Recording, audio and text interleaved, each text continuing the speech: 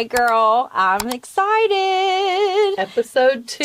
Yes, and we're talking about one of my favorite things today, which is entrepreneurship. And we both are boss babes. And so I think this is going to be a really fun episode, especially for people that are entrepreneurs, want to be entrepreneurs, and all the things, because there's a lot of things that go into being an entrepreneur. The lows, the highs, the in-between. You almost never sit still. Never. There's never a dull moment. Like so many things, like balancing our businesses with our family and your own self. I mean, literally. Balancing with your own self. That is really a good point. Literally just popped up in my head. So many hats, and like it's like you're wearing the different hats, and I don't know, some days I feel like I've got like hats stacked up to here, and yeah, I feel imbalanced within me.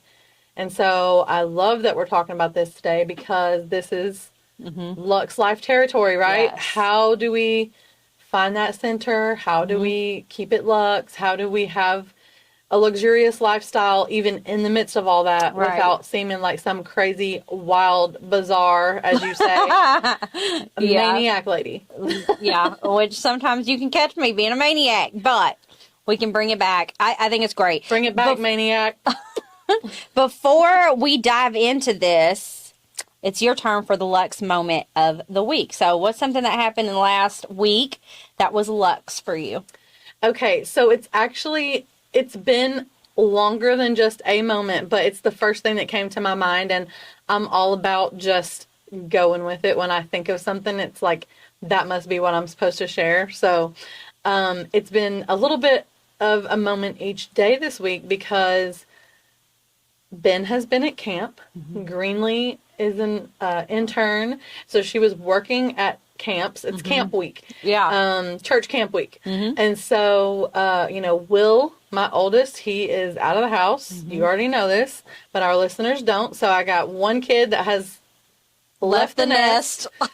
And I've got, you guys are going to hear us do that a lot. We are in harmony. Yeah, that's true. And then the other 2 kids were at camps. And so it has just been Joe and me in the house.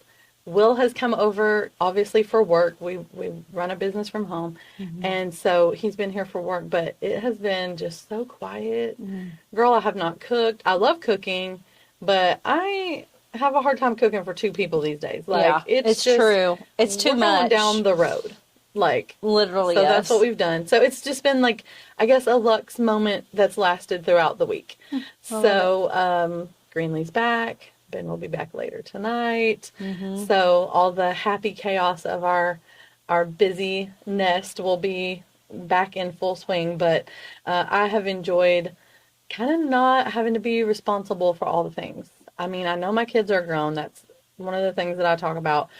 But I don't know. I'm still on the fence trying to decide if it's less chaotic when they're little and you're in charge of everything. Like, there's the little, like, firstborn daughter, granddaughter, niece, sister, girl coming to the surface. Like, I'm in control of everything. So I can, yes, it's wild, but I can shape how things are going, versus 3 whole entire other people outside of me that have a whole entire life that I still have to be involved with because they can't really do it on their own fully yet. So yeah, all that beautiful chaos will be back in full swing by tomorrow morning. So I've enjoyed that Luxe moment that's lasted 5 days. With you and your boo. Yeah. I'll be enjoying it too, girl. Oh my gosh. Well, I love that. And I guess your Luxe moments will look a little different this week with the family. And you'll get Flux. No. Flux. Family Luxe. Flux. Oh my gosh. Okay. I love how we be inventing words. Inventing words, phrases, all the things. Yes. Okay. So let's talk about our entrepreneurial journeys. We both had them. You, for, like you said in the first episode, 23 freaking years. Yeah. What? Yeah. You know what I mean? Like, so Start been a us lot. off. Yeah, it is a lot. Start us off, like because these people don't know how amazing you are, okay? They don't know all of the businesses that you and Joe have, built and been able to scale. Like, they don't know. So you tell your story about your journey as an entrepreneur. All right. So it'll be old news for you because you've heard it so many times, but you've had experiences with my journey. But yeah, I met Joe when I was in Bible college. So I was 18 years old, and I figured I was going to end up going into the ministry, marrying somebody in ministry. Joe had graduated from Bible college, the same school that we went to a few years before, and gone into business. And so he had always just had an entrepreneurial spirit about him as well. And he's from West Virginia, and so obviously he had moved to Columbus, Ohio, where we all went to school. And when he graduated, he stayed there and went into business. So I was actually working in his business. That's how I met him. So, side note, whenever people ask my husband how we met, he says, I put an ad out. And he's not lying. I just wish he would tell the rest of the story. Yeah, that's funny. Because he actually did put an ad at a job fair at the school. And girl, I saw free cell phone, and I was like, that's my job, because I lived in a dorm with 100 girls and 4 payphones. My family was 8 hours away. I wasn't calling anybody. So, yeah, that's kind of how we met. And it was also the beginning of my entrepreneurial journey because like I said in the last episode, I kind of got into this by default, which really wasn't default because God knows what he has in mind for each one of us. Right. So yeah, we had a telecommunications company, or he had. That's what I worked in. We were a big franchise that everybody's heard of, good old DirecTV, and he had been in that game for a while. Now, in modern times, you just call 1-800-DirecTV or go online and set up your account, and they send out an installer. But we actually had more of like an independent retailer setup. And so I ran inbound telemarketing sales calls, and we had technicians. We covered several states, and DirecTV sent Joe all over the world, and so it was very successful. But it was kind of a trendy business, right? Right. DirecTV obviously had a plan for how they were going to scale. They used independent retailers to get across the country, and then they brought everything in-house. And so we kind of saw that coming and shifted into real estate. And so when I don't think I was 20 yet, I got my real estate license. It's amazing. And Joe had built the house that, we lived in. He had just built it when I met him. And so he's like, I'm ready to start my custom home building business. And I'm like, well, then I'm ready to get my real estate license. Let's go. Let's do it. And wow, let me tell you, if we have any listeners in our audience who are in real estate, let me just say, be nice to the young up and coming. I know that they might be viewed as competition, but I have never experienced the amount of anxiety to do with work in my life until I was dealing with realtors in Columbus, Ohio. She just called it out. I'm just saying it. If you're a realtor in Really? Columbus, be nice. Like, I am very confident, you know that. Right. I am very sassy. I am very bold. And I'm talking about, there was just a lot of fierce competition. That's crazy. And I was young, and, Yeah. it broke me into the sales world a lot, but it also has shaped how I talk to people. I don't like doing sales in a way that feels very salesy, like a competition, cutting other people down to be on top. No, we don't do any of that around here. I will be on top, but it's not because I cut you down. It's because I'm going to do better. I'm going True. to be the best that The I can best, be. right. And there's plenty of fish in the sea. So I don't care if you are doing mystery shopping. I don't care if you're selling a course. I don't care if you're selling coaching, real estate, whatever it is. Be fierce, be assertive, but definitely don't tear people down and try to climb on their corpse to Yeah. get to the top. Yeah. And so, yeah, that was a lot of lessons for me as a 19 turning 20-year-old in the big real estate world. So we did great in that business. And I learned, and I got, bumps and bruises, and I got tougher, and I didn't know I could even get tougher, but I did. And then we had 2008. Yeah. Yeah. So really, the effects of that coming from the custom home building side of things started before what we saw in the market in 2008. So it was more like 2006, 7, things started shifting. And Joe and I, we saw that coming. Kind of like, one thing about him, he's always got this intuitive, I don't know, he just can put his ear to the ground and know what's going to happen next. And sort of like the trend with the DirecTV thing, he just knew, like, we need to be shifting into some other types of investments. And we got into wealth management, which was something that we had always, had investments and invested in the markets and things as well as real estate. But we kind of leaned more into that. And yeah, it's a good thing that we did. Yeah. And so that is really what settled me into probably the longest stint of my business life, which was our independent wealth management firm. We had that going for quite a few years, and then we met you. We actually started in that business in Chattanooga, Tennessee, which is where I'm from. We had moved from Columbus and all that real estate bubble kerfuffle that happened in the world. We said, you know what, now's a good time. We had our oldest, Will, in that season, and so we're like, we don't have any family here. The real estate market's going crazy. We're shifting in our business ventures. Like, now's a good time to go and be around family because we have a toddler. So that's what we did in Chattanooga, and we got into our wealth management practice. And then Will was about to start kindergarten, and we were like, okay, we don't think we're going to be in Chattanooga long term. We ended up here in Louisville.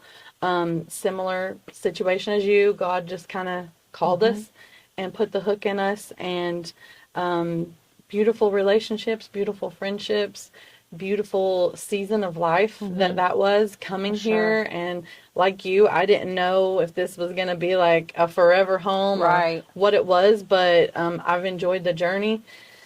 We had I think it was a wonderful business. We had a lot of fun. We were just talking earlier about like a lot of our events that we would do with our clients and meeting new prospects. And we just have gotten to meet a lot of beautiful people and help them with their finances, their retirement, their legacy.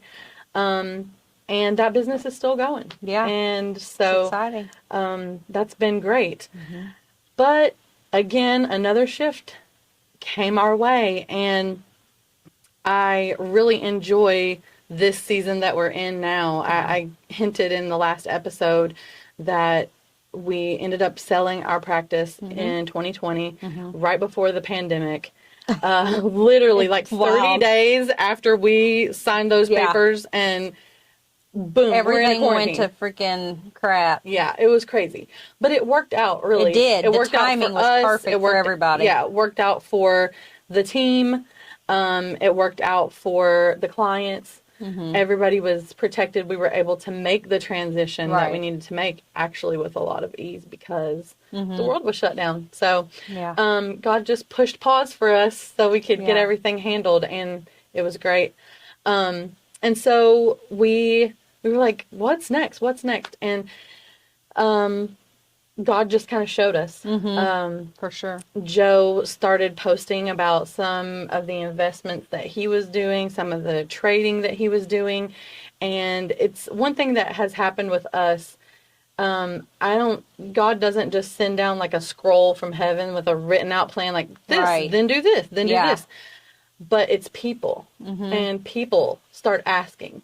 And this is something that I see with us, say young people. I'm young. We're young. But younger people, Yeah. or maybe people who are just starting in the business journey, maybe opening a small business or pursuing a career, they just don't know what they're supposed to do, right? Yeah. And Joe and I, we've just always said, do what's in front of you. Preach, sis. Do what is in Preach. front of you. Yeah. You may feel like it was your dream to be an astronaut since you were 4 years old, but everything in your life is pointing at keeping your feet on the earth and doing some kind of business Yeah. on this planet and Right. not in outer space. So whatever God is putting in front of you to do, I believe if you are a Christian that you should go by his word, and his word says that he will order your steps. Yes. And so if you're stepping there, it's because he's ordered you to. And so we just started having people ask us, hey, you should teach me how to do this. Yes. Teach me this. Yes. And so you ask, we do. And it turned into a coaching company. Yeah. So now we have Catalyst Wealth Coaching, and we have everything from day trading, mentorship groups to swing trading, crypto. I mean, love it. pretty much anything you want to know about. We've got an online training course for it, and we do live training events. We train financial advisory teams across the country, and I'm having the most fun ever. Like y'all, I say y'all because the people who are listening or watching, they can already tell. Like, this girl likes to talk. I get to talk to financial advisors and Right. professional traders all over the country. Like, that's what I get to do for a living. Right. Sign me up. Yeah. Let me do That's this for great. the rest of my life. So, anyway. And that's the sweet spot. That's the Lux life. Doing Yeah. what you love to do. Literally. Yeah. It's fun. And I think that's what makes, did I ever think I would be in real estate? Did I ever think I would be in a telecommunications company? Did I ever think I would be a financial advisor or a coach to advisors? I never thought I would be any of this stuff. I thought I was going to be a Right. preacher's wife. Yeah. But my gifts are my gifts, and they have shined through in every season that I have been in. And I think that's the key, is just know who you are. Order of business number one. Know Right, who you know are. Number two, know that God's ordering your steps. If you are in him, if you're not, you need to give your life to Jesus so that he can order your steps. Order your right? steps. Yeah. Take the mystery out of it. Then everything's his responsibility, right? It's No, not we just- ours. It's just like dancing with a partner that's leading, right? Yes. Like, He leads, we follow. you don't have to figure out the next steps. You just be led. Yeah. And so anyway, that's kind of my journey. Now, my newest venture is with you. Yeah. We're back together Yay. again. Yay. And I'm not even going to start going into things that we're planning with the Lux with Life the Lux yet, Life. because They ain't ready yet. it's not time yet. We're letting but it stew a little bit longer. yeah, it's going to be great. I love that. I really want to touch on what you said when you said God orders our steps. I've been telling people this, like, we make the plans, God orders our steps. It's okay to make plans. I see people that are like, oh, is God going to tell me? Just make plans and he will direct your steps. Like the plan I made to go to Bible college. That was my plan. Like, I'm going to go to Bible college. And then he directed my steps.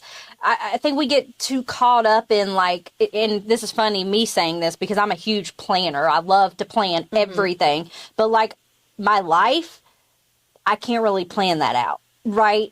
Did I ever think I was going to grow up to have the fastest growing mystery shopping organization in the world? No. Right. Like, what is mystery shopping? You know what I mean? Like, when I was younger, it was like I wanted to be, anything I saw, like an actress, a singer. I thought I would be, like, in ministry in the way that we grew up in it, in the church. I'm in a different ministry, you know. We're both in ministry because we're ministering to people all the time. Yes. Because everybody out there needs ministry. We need ministry.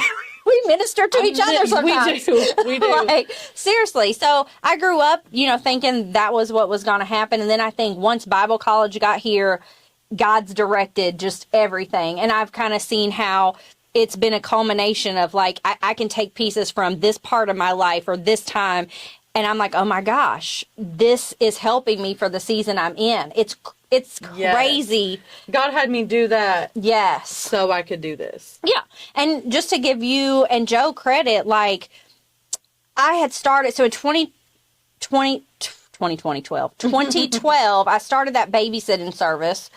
And it was great. I mean, hey, I was like 20 years old interviewing girls my age to like babysit and stuff like that. But I didn't really know like the marketing aspect of things and how to really get the word out there. And I was freaking broke. I did that on $0. And I made, girl, I can't even tell you how much money. Let me tell you how much money I did not make. I was not making anything unless I was the one babysitting. So, even that, like going through a business that doesn't end the way that you thought it would end, it helps you because you're like, oh, wow, okay. Like if I was to go back and do that business today, I'm like, oh, like this will be easy. Like, yeah. But you couldn't. Don't tempt you. You might try it. Oh my gosh, that's funny. So what I was going to say is working with you guys for 8 years, I didn't realize when you're in it, and I'm the kind of person that sometimes it takes me a while to like catch something, and I usually catch it at the end. I don't know, that's a whole theme with me. I don't know. We'll have to pray about that. But I caught it at the end, and now I look back and I'm like, oh my gosh, like stuff that I'm doing in my business, I learned how to do this with Candace and Joe. And it's not even, you all modeled it, so it wasn't even all the time like a teaching moment. Yeah. It was just, that's how you did it. And so that I caught on to that. And so I can look at, you know, past failed business, working with you guys. I can, growing up in church with our parents, how much freaking stuff did we learn then? So much. We learned, I mean, how to run the sound, how to sing, how to lead. Technical aspects, leadership of people. Literally. Yeah. Can we talk about leadership of people? Yeah. Like dealing with people and talking to people. And yeah. I mean, we learned so much. So I can take that. I feel like I'm talking loud, but I can take, I need to calm down. I could take what I learned there in all these places, and it's all wrapped into like this season that I'm in now and helping me as I move forward. Well, I will say, when you said like, I don't know why I catch things at the end. I know why, because God has you in the season that he has you. And then once you've caught it, you don't have to stay there anymore. It's time to go. It's just like somebody said, like, I've been looking for my keys all over the place.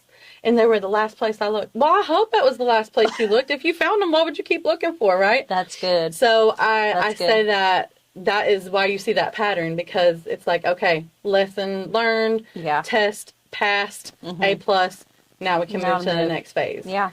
So there's just a little observation for you there. No, that's true. But yeah, I think that is so important to see. Maybe someone might be listening and they think, why am I in this job that I'm in? I want to start a business, or I've started a business and it's like a weekend warrior type thing. It's like, it's my side hustle, but I want to do this with my whole life. I want to do it full time. And why am I still, in this job or this career or working in someone else's business? And maybe there's just some things that they haven't caught yet, that God just has them there and for a little while longer until, I saw a hilarious, this is a little side note, I saw a hilarious thing on TikTok. This little girl, you guys might have seen it, but just a little toddler girl that's Southern, and she says like Southern like euphemisms. Oh, I think I've seen this little girl. Funny. And she's like, she's hilarious. That boy's cornbread ain't done in the middle. Like, maybe your cornbread's not done in the middle. That's and just good. Sit tight. I know I said before, like, it's not Lux to wait. We see what we want and we go after it. But in reality, we know that we got to wait on the Lord sometimes. Yeah. And we just gotta let that cornbread get done in the middle and trust that he's going to make that shift. And then sometimes we have good ideas that are good ideas, but they're not his idea. Right. It's not his plan. And we try to write the plan and it just doesn't come together. And it's not like, I've even told my kids before, I kind of disagree with this thought of you can grow up and be anything you want. Okay. I think you have the ability to, and you can do all things through Christ who strengthens you. Right, yeah. But I don't know. know that you are going to be growing up and being whatever you want because he already has a plan. Yeah, that's He knew true. you when you were, I'm told my kids, he knew you when you were in my womb. So Yeah. he already knows what the plan is for you. And if you go over here and try to be something else, it might not work out. You Yeah. might get a lot of bumps and bruises and scrapes and nicks along the way. And that's what I've said too. Like, I tell this to people all the time, like, because I'll do podcast interviews and stuff, and people will ask me, like, what's your hardest part of your journey and all these things. Yes, there are hard parts of being an entrepreneur, okay? But I can personally say for my life, the path in which God has taken me, it's not been resistance. It just is like butter. You know, the Bible talks about in Job, his steps being washed with butter. I swear to you, that's like my life's motto. I know, like, there are some things where I do have to fight for, but for other things, I'm like, I don't have to fight. If this didn't come easily, I don't feel the spirit on this, then this is not for me. Right. I believe that, what's that phrase, preparation, when preparation meets opportunity. In business, that's a big thing because we work like crazy. You know, we work around that's what we do. We're workhorses. And so when I was running, let's see, I shop in 2015 and it grew. I mean, we grew, but we grew slow. But because I was prepared and Right. I was not lacking in certain areas that, like, my systems, you know, like, things were set up and prepared and ready to catch the fish. I had the net. So when that opportunity came and the business blew up, I wasn't like, oh my gosh, what am I going to do? I missed out on all this Scrambling. because I was ready. And you know what I mean? They And swam right in your net. literally. And so I think that's important to note too on the entrepreneurial journey Sure. is that be prepared. Yeah. Because you don't know what's going to come your way, and God honors that. Yeah. For sure.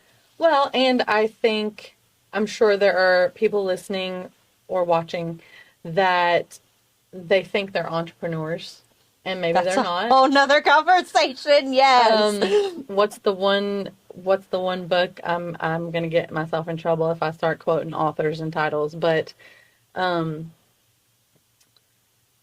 Is it a book I've read, or I think so. I think it's the E-Myth, and it talks about a technician having an entrepreneurial seizure, right? Just because you are good at something, be it a trade, a craft, an art, it does not mean that you need to be the owner of a business doing that thing. Preach. And so your biggest entrepreneurial lesson that you might get out of this episode is that you shouldn't have a business, and that's okay. Please. Look yes. at how much headache, money, time, marriages. Literally. I mean, this will come up when we talk about marriages and relationships, but, you know, I was really young.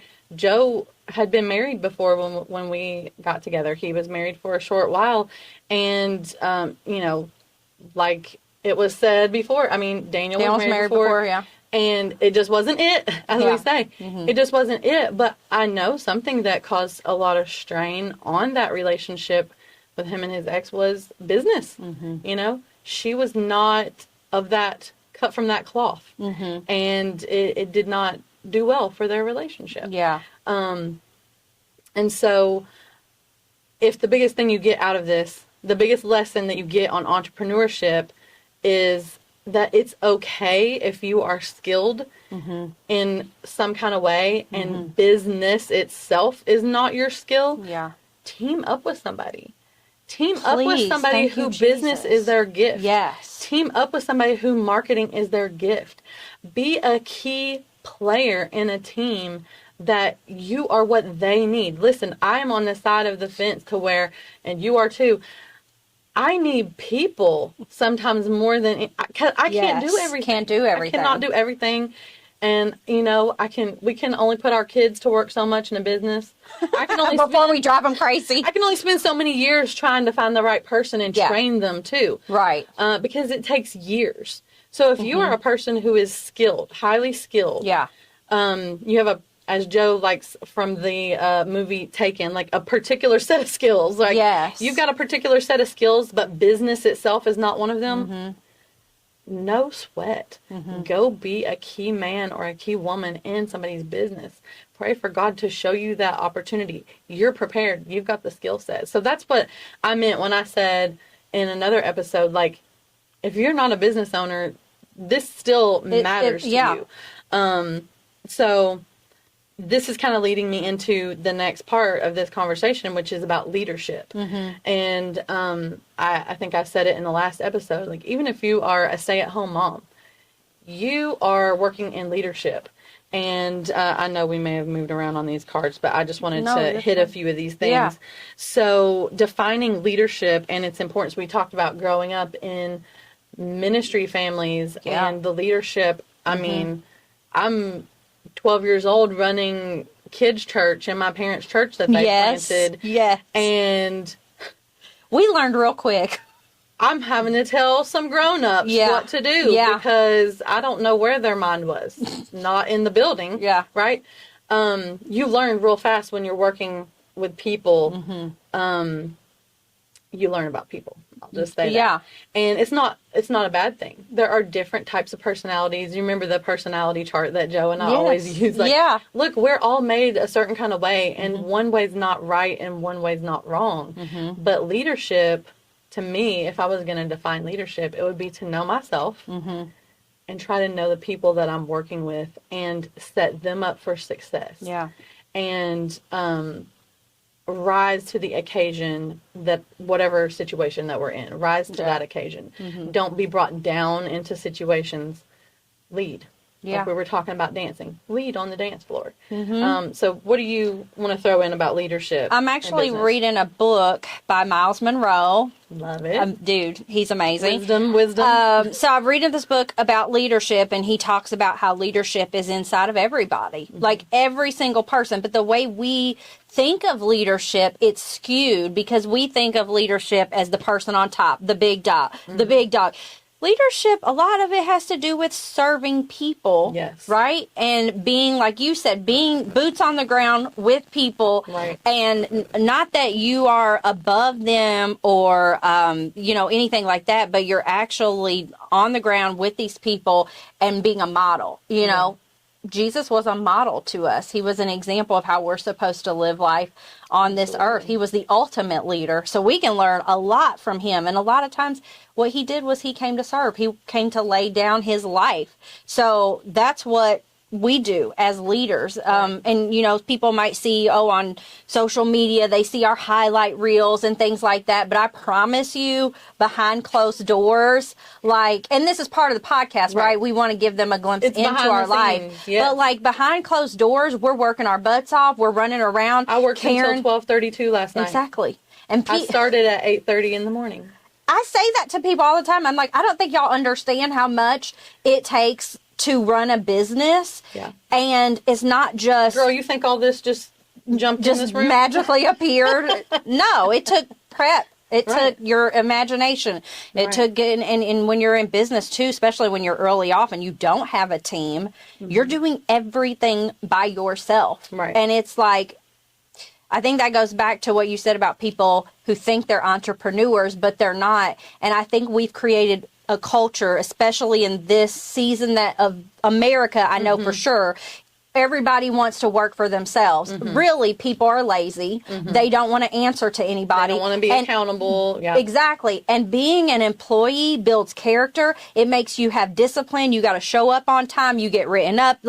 These are good things that most people need to be employees. Oh, yes. The vast majority of people are not called to be entrepreneurs. And I think we've somehow in this culture shifted that to make all these kids believe they should be running their own business. There's nothing wrong with it, but good Lord, submit. It's okay to submit. It's okay to be an employee. It's okay to learn. It's okay to be under somebody who's more experienced than you. It's okay. It's all okay. It's okay. You get me hype. I get hype on these. I'm like, it's okay to be an employee. Listen, it's fine. It's okay. But I think that it sets people free. I think that's the point of it. It's not saying some people just aren't entrepreneurs. No, be set free. Just be what you are. And I promise you, if you are that person, there is an entrepreneur somewhere who is waiting for you, searching for you, to be part of their team. Let me say this. When I worked for you all and we would have our Monday meetings, Joe would say, I can't tell you how many times Joe would tell everybody, if you want my job, Take it. take it. Now, I'm not thinking I want to be a financial advisor, and I don't even think I caught all of that What he meant. until now. And I'm like, if these people who watch me only knew, if you come and do my job better than me, I will give you the job and I'll pay you what I'm making. Absolutely. Like, I want somebody to do Because this. if you're doing it the way I'm doing it, Right. then this whole place is going to be rolling in much more money. Yes. And because then I'll be doing it, you'll be doing it, and it's scaling, right? Yeah. We're looking for somebody. I mean, we as in entrepreneurs. Yeah. We're looking for employees and people that are ride or die, Yeah, basically. Absolutely. Yeah. If everybody has a business, who works in the businesses? Exactly. Right? Robots. And raise your hand if you've been an employee. Right. And it's just everything has, it's like a tapestry, like everything's woven together. And I think leadership is important for everybody, and that's why I wanted to hit on it today in this conversation, because if you're a stay-at-home mom, you are leading a lot. You're leading your home. You are leading Yeah. your husband in ways within the the home. home, He's yeah. obviously the leader, as we have a biblical worldview of family and, Yeah. and everything. But you're leading things. You know, you are leading your children. You're leading other moms in your tribe, Yes. right? You're leading in your neighborhood. And so there's no top rung here. There's no bottom rung. It's not a ladder, right? So good. That's not, we're all standing on the ground. Yeah. Let's all just get grounded here. Right. Right. So leadership, it's good. Even when I was talking about dancing earlier, when you're dancing, someone is leading, they're standing right beside you, honey. So Yeah. it's not about above or below. Right. True. Let's talk about balancing, before we move on to some Lux tips and tricks. Let's talk about balancing the entrepreneur style lifestyle and personal life. Yeah. So I think we both have gotten pretty good at this over the years. There's always room for growth. We always can get imbalanced, Yeah. right? The reason, I've said this before, the reason why we have all these tools, one of my like foundational scriptures of my life as, you know, this season of life since I was about 35 is Romans 12:2. Like, we've got to renew our mind every single day. Right. Why? Because we live on earth. We're not in heaven yet. Look around to Right. see any gold streets. We are not there. Right. We are here. And every day it's a battle. And so there is not going to be autopilot. Yes, things can become routine and second nature, but we are fighting an adversary in this world. And he knows how to get us out of balance. Just what little marble to throw under our feet. A banana Literally. peel like the cartoons, you know? Yes. And that's okay. When we have the tools, we know what to do to bring it back into balance. So talk a little bit. Let's talk about how you balance responsibilities from your business with your personal life. Yeah. So I would say this is something that, you know what? I always say that I'm a person that's responsible. So like when duty calls, I want to make sure it's done. And that's just a part of my personality. But when it comes to like balancing everything, I'm trying to weigh out, because there's balancing and then there's like doing all the things. You know what I mean? And so I think a lot of times I've gotten caught up in doing all the things. Like, oh, I've got to cook Thinking is dinner. balanced because it's even, Because an you're even amount in doing- each area. Yeah, that too. Because you're doing, you know, I'm like, oh, and for one, for a woman to be in business, that's not the traditional thing to do. And I actually, as non-traditional as people might think. Like, I'm not, because how am I traditional if I'm running a company? And you know what I mean? But my worldview is more traditional. And so I kind of sometimes like, well, I need to cook dinner too. You know what I mean? Like, after I work, I need to cook dinner and make sure that the obligatory domestic responsibilities. Like, I find myself thinking that, and I'm like, because I want to do homemaking type stuff. You know what I mean? But that's where the balance comes in, and I have to remember, like, because my husband tells me all the time, he's like, honey, I'll cook, just like, you know, let me know. So sweet. He's the sweetest. He's like, just let me know. But I'm like, but that's my job. You know what I mean? But it's honestly sometimes, so I guess that to answer your question with balancing, I think sometimes it's saying no to these things that I feel like, these false ideologies. It's okay for the woman to cook dinner, but like, it's okay when you're for the husband to cook dinner. Exactly. And so I have to say, like, no, I don't have to say yes to everything because it's what I feel like I should be doing. Yeah. So that is kind of where I'm at, is still in that mode of like training myself. You know what I mean? To not do all the things and to let other people, to delegate, basically. And I think that's the biggest thing is delegating is how you can balance, because we can't do it all. Right. We need help. Your kids need freaking chores. That's right. You know what I mean? Like, they need, and I always taught that to the girls from a young age, like, a family is you live here. A family is a team. Everybody helps out. That's right. You know what I mean? And if somebody can't fulfill a role that usually they do, you help them out. So that's right. Yeah. That's my spiel on balancing. Yeah, I feel like for years that's what I thought. I've even used this phrase in the past to describe like being the boss babe. Like, oh, I can have it all. But really what that actually translates to is I can do it all, and I can't. Right. And then if that's the expectation that I put on myself and then I can't do it, then I feel like a failure. Then my whole morale is brought down. Now I'm not doing any of the stuff well. Okay. And now it's not even an issue about balance. It's an issue about just me doing a good job at anything I'm trying to do. Right. Now I'm beating myself up. Now I'm not my best self, because that's not the best Candace, right? The one that's beating herself up. And, right. Oh, you're just not good at anything. Right. And she does come around once in a while, and I have to tell her to hit the road. So the more mature me when it comes to business and personal life has said, I mean, I think you even asked me earlier today, you know, hey, have you been cooking lately? Oh, yeah. Like, because we just ask each other stuff. Yeah. Maybe made a good recipe and we want to share it. We both like cooking. We like food for sure. Yeah. We like cooking. It's enjoyable, but it's not the sole thing that makes me me. I am from Southeast Tennessee. Like, listen, we cook. Okay. But it is not the priority of my life right now. My kids are grown. Yeah. Like, I've had people at camp. I needed to work until 12:32 a.m. last night. Right. Yeah. So me being able to say no to certain expectations that literally were only put there by me.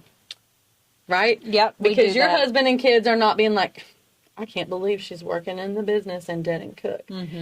Listen, y'all, there are 3 refrigerators in this house and 4 freezers and 2 or 3 microwaves. Go make yourself some food. Go feed yourself. Yeah. I have taught my kids how to cook. My husband knows how to cook.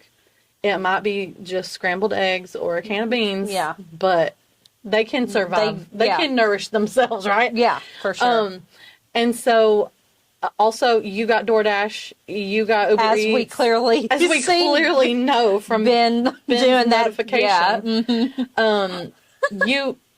You got a car, like Ben doesn't, but all the rest of these kids. Yeah. You got friends. You got. It's about teamwork and working together. Like, if I will let them, they will actually feed me. You know, and I think sometimes it plays into, there's a domino effect. I make the expectation that I need to do these things.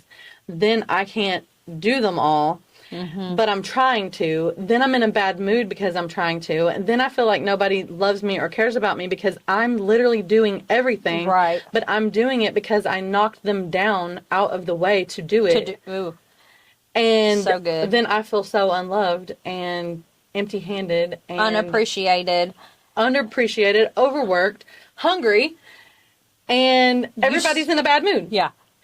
Right? How about, hey, I'm not cooking. You want to go get some Mexican food for everybody? Here's my credit card. Thanks. Don't think about it again until someone hands you a taco. Oh, I feel so loved. Someone just brought me a taco at my desk when I'm working till 12:30 at night. Like, this is the way that we have balance. We just have to share. We have to share the load. Share the load. What is balance? If you really think about it, it's evenly distributing the weight. I used to think it was evenly distributing me. It's not. It's evenly distributing the weight. And so I think that's the lesson about balance. Preach. That's good. That was pretty good. Yeah, I'm like, ooh, listen, we are pastors' kids. We might preach to you once or twice. That was really good. That was good. I love that. Thanks. Well, you learn a thing or two when you live this life this way. So how do you, when it comes to balancing, we talked a lot about the personal, how do you balance the business side of it to where you're always, like you said, preparedness, meeting opportunity? What do you do to stay up on things in your industry? I know you have kind of a niche industry. You're one of the only organizations in the world that does what you do. So how do you find time to stay on the cutting edge? Like, give some examples for maybe some business owners who are listening. Like, what can they do to stay on top of their game? Yeah, you study what everybody else is doing or not doing. That's a good one, because maybe in your industry they're not doing anything. So fill in the gaps, right? Yeah. And then I think just having a team that helps me as well to delegate and things like that. So that I can be thinking ahead to the future. Yes. And that's one of the things I'm really working on right now, because, when you're in a small, it's just you start out just you get used to like doing everything by yourself. And then you get a team and you start offloading, but it's like, it's your baby. So it's like, you're like, did you do I this? need to delegate this to you, but I need to micromanage you. Yeah. So it's like, it's a learning curve too for business owners to be able to let somebody else watch the baby and nurture it. And that goes back to like finding employees that are ride or die, that like have loyalty, aren't going to talk about you behind your back, and like all of the things that people are prone to do. It's a very sacred spot to be in the employee inner circle, I should say.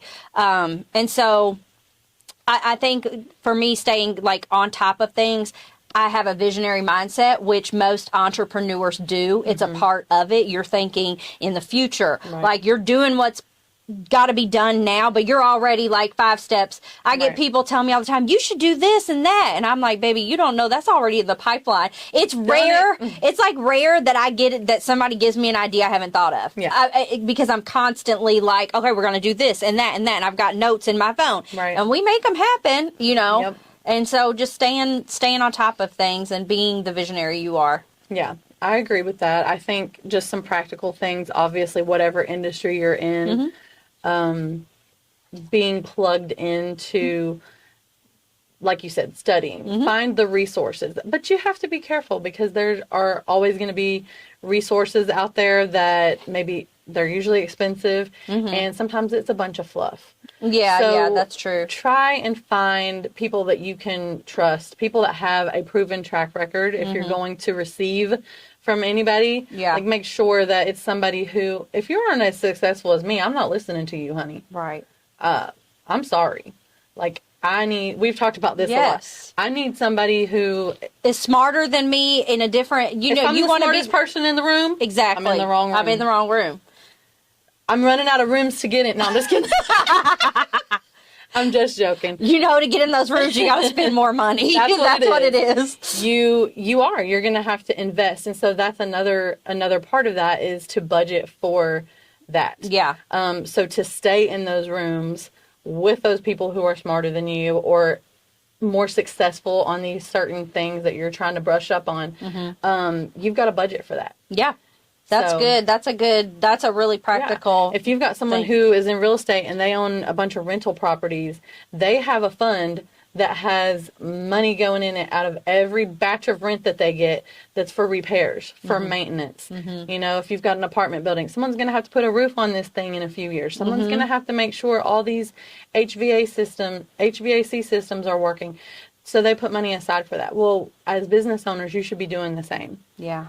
So preparing for your future, putting some seed aside. Don't eat all of your, don't eat your harvest. seed. Yeah. Your seed or your harvest. Yeah. So, because people go crazy. I guess that's another episode. For sure. So let's talk about, before we wrap up, let's talk kind of segueing from this. I think it's a good segue. Our Lux tips and tricks. Yes. What is I know one of yours that you've had for years. It's one of what you gonna tell things. it? Because I'm something like, that what is you it? use to manage stress and avoid burnout. Well, now I feel like it's a trivia question. I'm like, what's the right answer? I gotta consult myself. What were you thinking? I know we both love this, but a planner. Like, oh yeah, whether it's on your phone yes. or like a digital thing that you use, an app.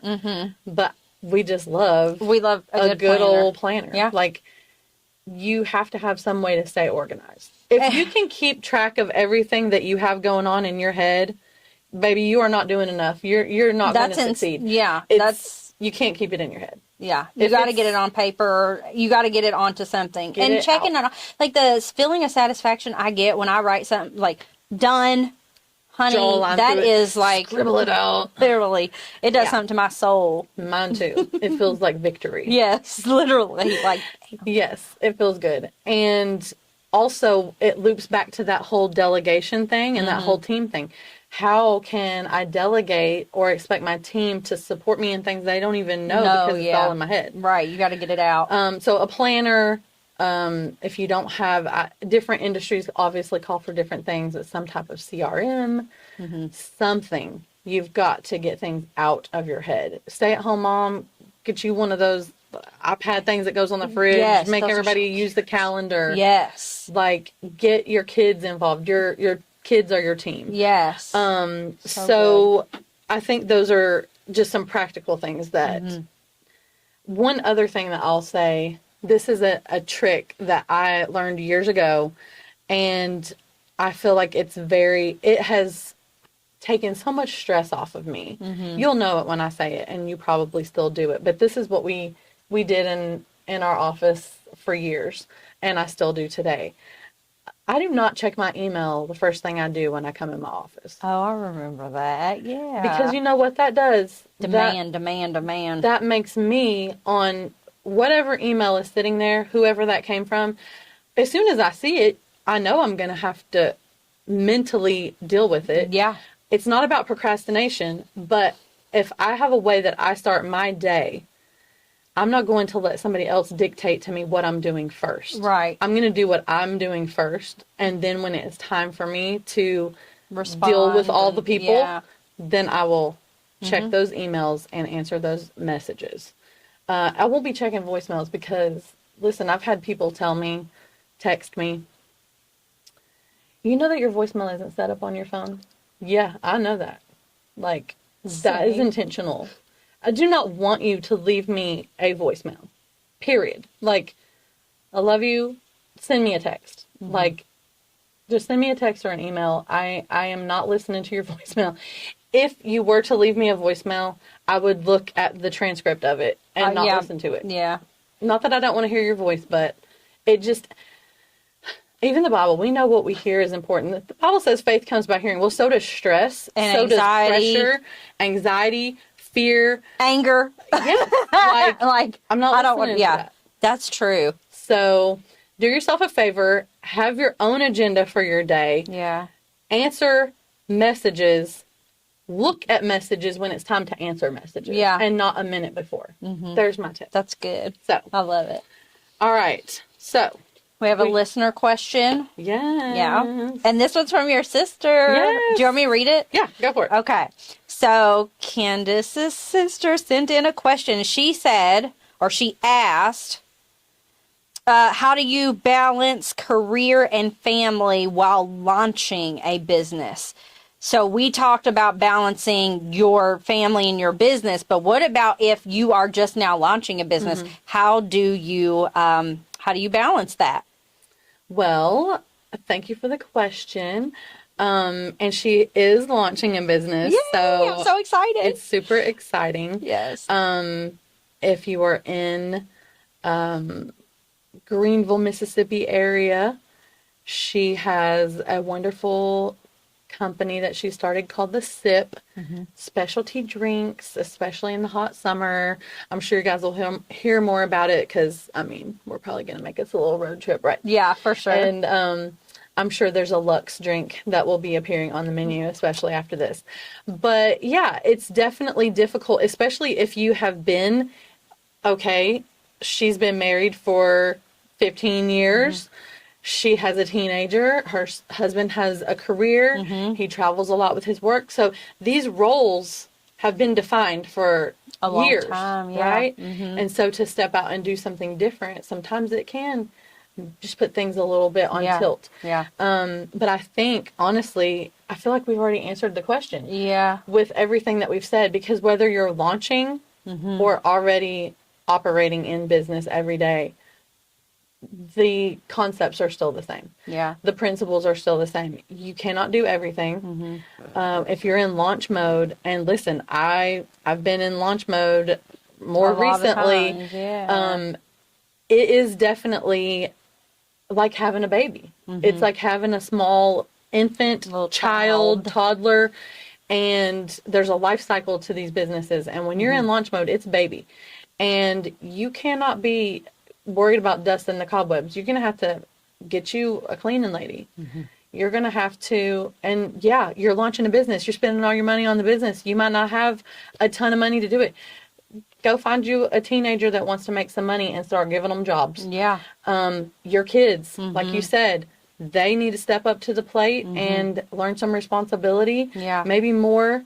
And now her son is definitely angel. a hard worker, and he helps her with everything. Oh, I so bet. she is already ahead of the game on this. But yeah, if you've got teenagers, they need to know what real life is like. And it's not just school and laying on their phone in their air-conditioned bedroom that you redecorate every 6 months for them.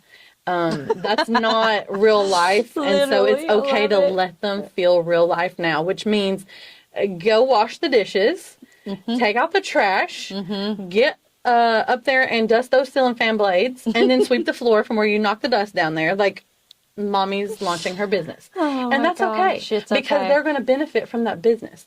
They're going to benefit from the trips that you're going to take them on with all that profit you're making. Right. Like this, if you want to reap the benefits, then you got to sow. So, I think that delegation is a big part of it. One. I think that communication is a big part of it. Like especially in this example, when you have a spouse who has a really big full career, you're going to have to say, hey, things are changing and shifting a little bit, and I need you to work with me. Yeah. And as a team, that's what you do. Yeah. So thanks for the question. That was a good one, Stacy. I love it. Well, let's see. You know what? We should tell them about like a little teaser for the next episode. Okay. Go ahead. It's going to be a good one. Yeah. And since you're probably binging this, I mean, you're just a few minutes away from episode 3. But in our next episode, we're going to be talking about a day in the life. So what it looks like, a day in Candace and Mercedes' shoes. This should be very interesting. I feel like we've been setting the stage for the last couple episodes. Yeah. So, see what a day. Yeah, that's got to be fun. So because I know people wonder, like, what they don't know. They're like, what do they do all day? Well, I'll tell you. We're going to tell you. It's going to take the whole hour. Literally. I love it. Well, listen, guys, thanks for hopping on with us. We've had a great time in episode number 2. Be sure to subscribe to the Lux Life podcast, wherever you listen to your podcast or watch. on YouTube. So subscribe. If you like the show, please leave us a review. Follow us on social media at the Lux Life podcast. That's our handle on all the social media platforms, and we'll drop like gems and stuff, like snippets from episodes and things like that. Yeah. Oh, well, I mean, up. listen, if you think listening to these episodes is fun, watching our social media is going to be. I know some of this stuff that's on there and going to be on there, and It's fun. it's fun. Yeah, I'm excited. Yeah. Well, I guess this concludes the will do second us episode. until we get to episode 3. All right. Well, until then, y'all, We got to do our our little special cheers. thing. Keep it Lux. Keep it Lux.